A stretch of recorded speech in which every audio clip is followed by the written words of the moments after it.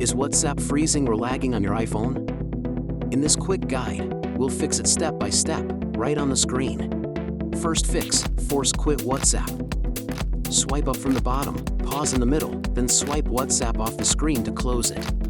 Now reopen WhatsApp from your home screen and check if chats load smoothly without stutters. Still lagging? Second fix, restart your iPhone. Hold the side button and volume button, then slide to power off. Wait a few seconds, then hold the side button again until the Apple logo appears to turn it back on. Open WhatsApp again and quickly test by opening a few chats and sending a short message. If it's still slow, third fix, update WhatsApp. Open the App Store, tap your profile, then scroll to see if WhatsApp has an update button. Tap Update, wait for it to finish, then reopen WhatsApp and see if performance improves. Fourth fix, clear iPhone storage. Go to Settings, tap General, then iPhone Storage to check how much space is left. If storage is almost full, delete big items like old videos or unused apps to free up space for WhatsApp to run smoothly. Last resort, reinstall WhatsApp.